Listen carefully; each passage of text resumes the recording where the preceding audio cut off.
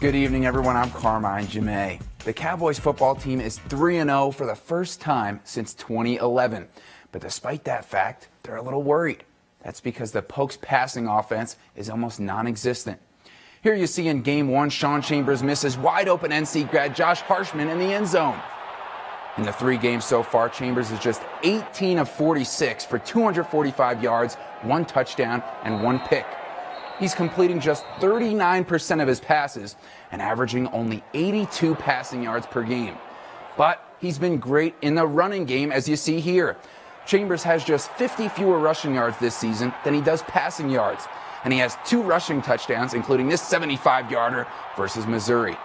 After Saturday's win, though, head coach Craig Bohl was not happy with Chambers in the passing game.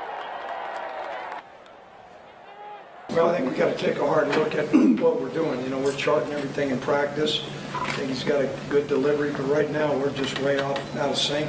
And then what happens is when you're not getting first downs on passes, then you just start running and trying to be one-dimensional. But there's no doubt we've got to improve the passing game. Got to find out what things we can throw and what things we can catch, because right now we're not doing any of those very well at all. I think we've had a string here, a couple games that are really poor.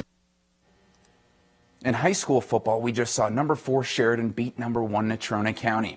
In a rematch of the last 3 state title games, the Broncs won 31-7. The Mustangs were averaging 315 rushing yards per game, and the Broncs held them to just 136. A big reason for that is the Mustangs' all-state running back Dante Wallace was out with an ankle injury. His status for this Friday at Laramie is questionable. But you can see it on his face. Head coach Steve Harshman is not down in the dumps. He told me win or lose, it's a 24-hour rule before you move on. I asked senior leader Ryan Sorensen what the team learned after losing to their rival. I think a lot of the seniors have been doing a good job of just showing the younger kids that, you know, we still have confidence that we're going to do good things this year and that we're a good football team. I think it's a good kind of wake-up call at the start of the season, you know. Everyone's going to focus a little more, watch a little more film, go a little harder in practice. There really was a flip of their game here last year. They punted a couple straight up in the air, gave a short field.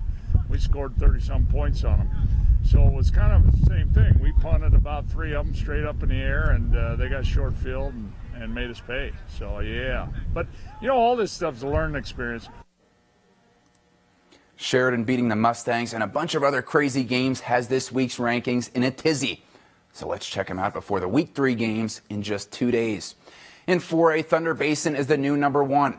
They beat number 3 Cheyenne East by 1 point Friday, and they got 17 of 20 first-place votes. Sheridan jumps up 2 spots after beating former number 1 Natrona County, like we mentioned, by 24 points. The state champ Mustangs fall from 1st to 4th. And Central is the 4th different number 5 in 4 weeks. In 3A, the defending champ Star Valley is the unanimous number 1. Powell and Douglas swapped spots at 4 and 5. In 2A, the state champs and runner-ups are 1 and 2. Lovell and Lyman are newly ranked, and Glen Rock stays at 5. In 1A 11-man, Bighorn is our 3rd defending state champ that's ranked number 1. But they're barely ahead of Upton Sundance after Upton Sundance won over Wheatland, which was a ranked team in 2A. And Lusk is back in the rankings at number 4.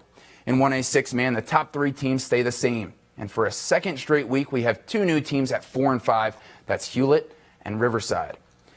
And guys, tomorrow night, Gillette gets a treat. Playing at Thunder Basin High School is Cowgirls soccer. They'll play against South Dakota at 7 p.m. Plus, admission is free to the public. You can't beat that. Very nice gesture from the Pokes, and autograph signing and picture taking afterwards. Great tour. Yeah, I like it.